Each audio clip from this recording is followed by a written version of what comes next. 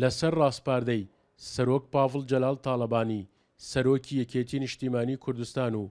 لەسەر ئەرکی ئیدارەی گشتی یەکێتی نیشتیمانی کوردستان ماوەی هەفتەیەکە دەستکراوە بەکاری نۆژەنکردنەوەی هەردوو باڵەخانەی بەشە ناوخۆیی کچان و کوڕانی کۆلێژی زمان و زانستە مرۆڤایەتیەکانی خانەقین کە 53 بڕگەی گۆڕانکاری لە تەواوی ژوور و ڕاڕەوی باڵەخانەکان لەخۆ دەگرێت. لەسەر ئەرکی کاک بافڵ تاڵەبانی سەرۆکی یەکێتی نیشتیمانی کوردستان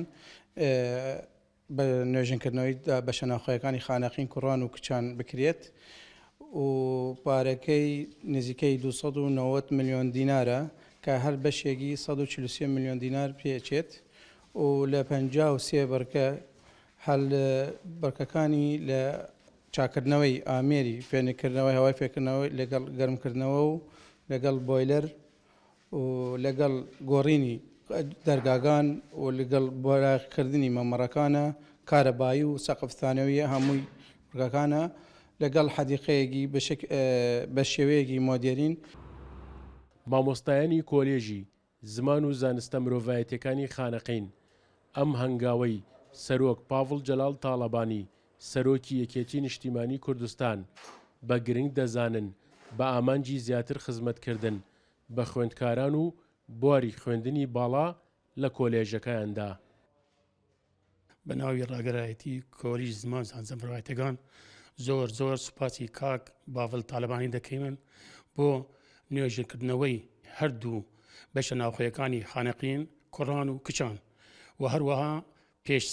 ساڵێک دەستی کرد بە کاربردکردنی ژۆری هەموو خوێندکارەکانی هەردوو بەشەکە و هەروەها چەند بەرکەیەکی تر هەیە ئینشەڵڵا دەستەکەن بە کارکردنی. وەڵڵاهی زۆر گرنگ بوو لەبەر ئەوە زۆر بەشە ناوخۆیەکان کەم و کورتیان زۆر بوو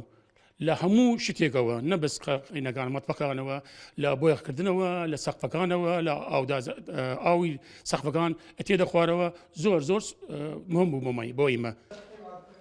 کارەکانی پرۆژەی نۆژەنکردنەوەی هەردوو باڵەخانەی کوڕان و کچانی کۆلێژی زمان و زانستە مرۆڤایەتیەکانی خانەقین بە بڕی نزیکەی 290 میلیۆن دینار جێبەجێ دەکرێت کە خۆی دەبینێتەوە لە گۆڕینی سیستەمی گەرمی و ساردی و هەروەها گۆڕینی بۆری ئاو و ئاوەڕۆی ژوورەکان لەگەڵ دروستکردنی دوو باخچەی نوێ لە بەردەم هەردوو باڵەخانەکەدا. سەرکەوت ئەحمەد، کورسات نیوز، خانەقین.